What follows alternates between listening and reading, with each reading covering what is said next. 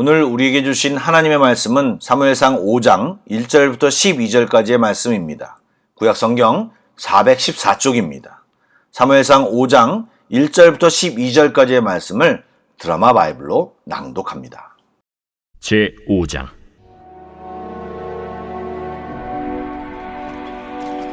블레셋 사람들이 하나님의 궤를 빼앗아 가지고 에베네셀에서부터 아스돗에 이르니라. 블레셋 사람들이 하나님의 궤를 가지고 다곤의 신전에 들어가서 다곤 곁에 두었더니 아스돗 사람들이 이튿날 일찍이 일어나 본즉 다곤이 여호와의 궤 앞에서 엎드려져 그 얼굴이 땅에 닿았는지라.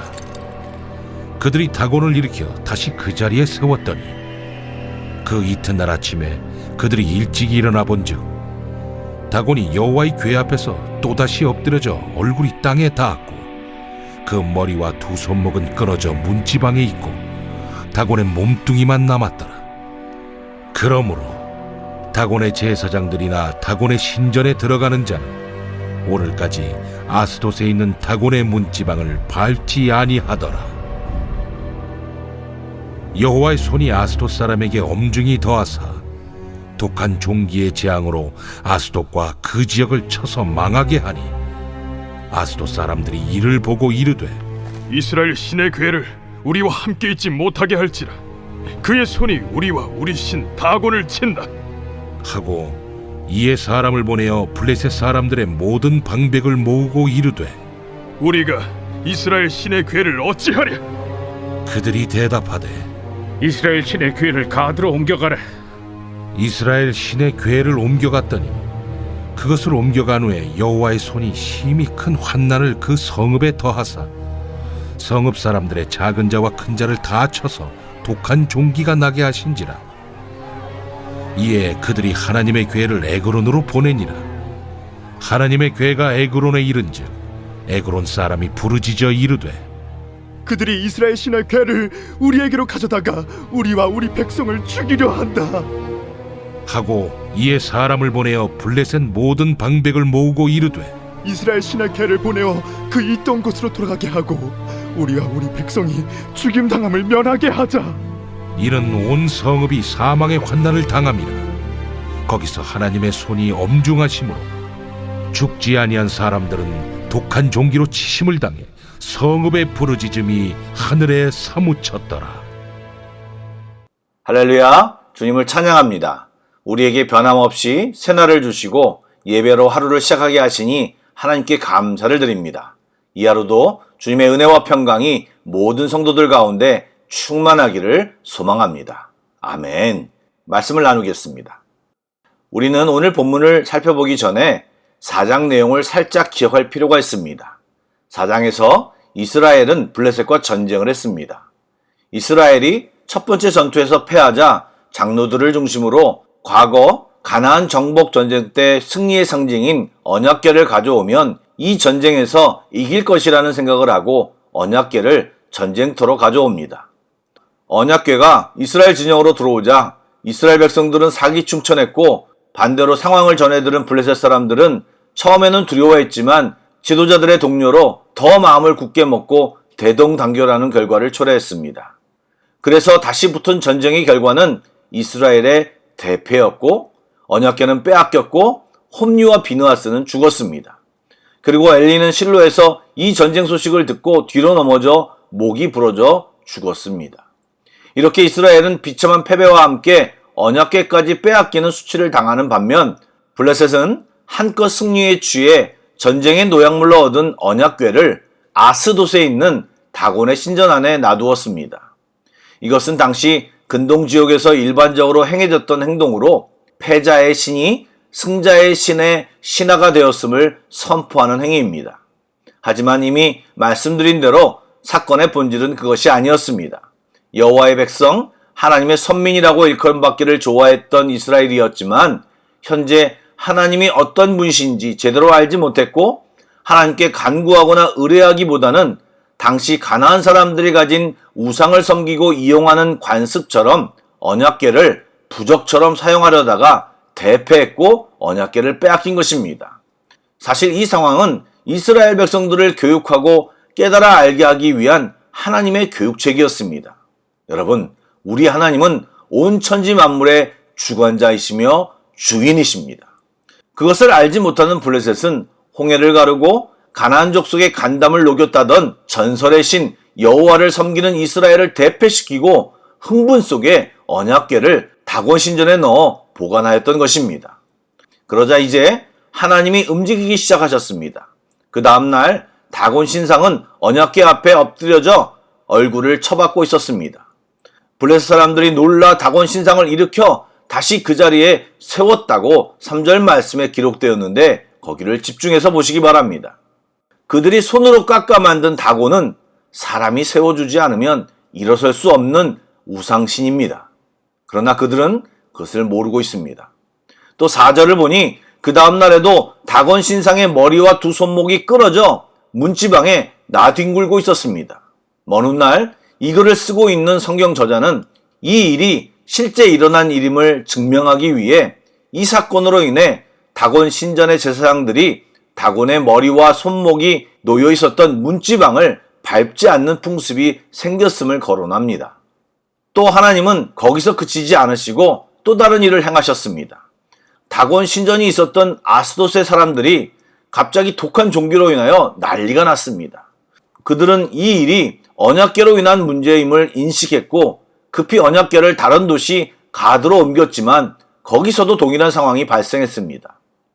그래서 다시 에그론이라는 도시로 옮기려 하자 에그론 사람들은 마치 데모를 하듯이 사람을 미리 보내어 언약궤를 보내지 못하게 하고 언약궤가 원래 있던 곳으로 보내자고 주장합니다. 여러분, 분명히 전쟁은 블레셋이 이겼습니다. 그런데 지금 그들은 하나님과 하나님의 백성을 건드린 대가를 철저히 치르고 있습니다. 그리고 그들의 신인 다곤이 엎드려져 하나님께 항복하였듯이 완전히 항복하는 모습을 보여주고 있습니다. 그들은 11절에 자연스럽게 하나님의 손이 엄중하다고 고백합니다. 그리고 성경의 표현대로 말하면 고통 가운데서 부르짖음이 하늘에 사무칠 정도라고 했습니다. 사랑하는 여러분, 교회가 연약함과 부족함으로 세상에서 수치를 당할 수는 있습니다. 그러나 온 세상의 주인은 하나님이십니다. 하나님은 우리의 부족함에도 불구하고 세상을 이기시고 정의로 다스리시며 당신의 영광을 드러내십니다. 언젠가도 한번 말씀드린 도미니카 공화국에서 사역하시는 최강구 선교사님 이야기를 다시 하고 싶습니다. 새 선교사님은 도미니카 공화국에 파송된 한국인 1호 선교사로서 그곳에서 30년 넘게 사역하고 계십니다. 제가 인도네시아 오기 직전에 한국에서 그분의 간증을 들었습니다. 도미니카 공화국은 중부 아메리카에 있는 섬나라로 지역 위치상 1년에 20여 차례나 크고 작은 허리케인이 지나간다고 합니다. 그런데 꼭 1년에 한두 번씩 대형 허리케인으로 말미암아 집과 사람들의 터전을 잃고 극심한 가난과 비참한 상황을 벗어나지 못하는 실정이라고 합니다. 선교사님은 다양한 사역 가운데 이 반복되는 비극 속에 하나님께 기도했는데 어느 날 하나님께서 기도로 허리케인을 막으라는 강력한 마음을 주셔서 2009년부터 어렵게 7,000명의 기도의 용사를 만들어 허리케인이 예보될 때마다 함께 기도했고 제가 간증을 들을 때인 2014년까지 허리케인을 통해 그 나라는 특별한 피해를 당하지 않았고 모두 비껴갔다고 합니다. 안 믿는 사람들은 모두 우연이라고 말했지만 기도한 모든 사람들은 하나님이 도와주셨음을 고백할 수밖에 없었다고 합니다. 사실 저는 인도네시아에 와서 한국이나 미국의 태풍이나 허리케인 피해 뉴스를 들을 때마다 이 도미니카 공화국이 현재는 어떨까 늘 궁금했습니다. 오늘 말씀을 읽으면서 하나님의 위대하심과 전능하심을 깨달으며 갑자기 최 선교사님이 생각이 나서 유튜브를 찾아봤습니다. 다행히 최 선교사님의 간증을 찾아 들었고 지금까지도 똑같이 7,000명과 함께 기도하며 허리케인을 피하고 있음을 알게 되었습니다. 그 기간 동안 어떤 허리케인은 옆 나라에 27조나 되는 엄청난 피해와 엄청난 사상자를 낳았음에도 이상하게 도미니카 공화국은 비껴가거나 우회하여 지나갔고 어떤 허리케인은 도미니카 공화국을 지나간 뒤 다시 강해져서 미국의 주요 도시를 초토화하는 경우도 있었다고 합니다. 선교사님은 허리케인이 예보될 때마다 몸무게가 5kg이 빠지고 눈에 핏줄이 터지도록 기도하였으며 그때마다 언제나 신실하신 하나님을 경험했다고 고백하였습니다. 그리고 최근 기도 중에 하나님이 주신 말씀이 있는데 우리가 잘 아는 빌립보서 4장 6절부터 7절의 말씀입니다. 우리도 같은 하나님을 믿고 있습니다. 여러분, 기도하는 우리들에게도 똑같은 은혜와 능력이 우리의 삶에 경험되기를 소망합니다. 빌립보서 4장 6절과 7절 말씀을 읽고 말씀을 마치려고 합니다. 읽어보겠습니다. 아무것도 염려하지 말고 다만 모든 일에 기도와 간구로 너희 구할 것을 감사함으로 하나님께 아뢰라. 그리하면 모든 지각에 뛰어난 하나님의 평강이 그리스도 예수 안에서 너희 마음과 생각을 지키시리라. 아멘. 기도하겠습니다. 온 세상의 주인 되시며 통치하시는 하나님, 우리가 주님을 더 정확히 똑바로 알기를 소원합니다. 우리의 우둔함 때문에 하나님을 우상의 하나로 전락시키지 않게 하시고 아무것도 걱정하지 말고 감사함으로 주님께 기도하며 사는 그런 삶을 살게 하여 주옵소서. 우리는 한계가 있지만 한계가 없으신 주님, 우리의 삶 가운데 역사하여 주시옵소서. 특별히 병들어 신음하고 있는 사람들이 있습니다. 계획을 세우고 주님을 부르고 있는 사람들이 있습니다. 주님을 만나고자 몸부림치는 사람들도 있습니다. 또 주님을 불러야 하는데 엉뚱한 곳만 바라보는 사람도 있습니다. 주여, 저들을 긍휼히 여겨주시고 각 사람을 만나주시고 인도하여 주시옵소서. 모든 것을 주께 의탁하오며 살아계신 예수님의 이름으로 기도드립니다. 아멘. 계속해서 찬양곡을 묵상하시고 합심기도와 개인기도로 나아가겠습니다.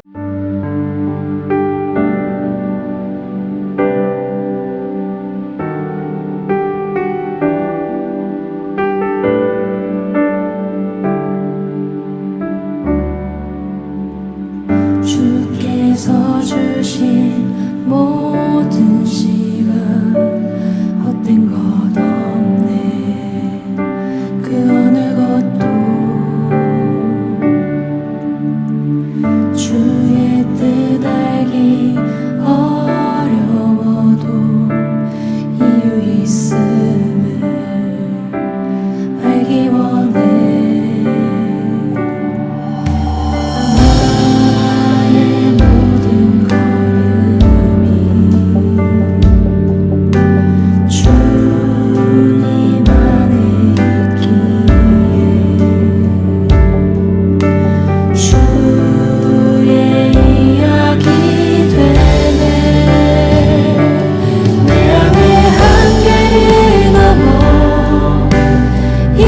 하시는 주 크신 주의 은혜 내 삶을 이끄시네.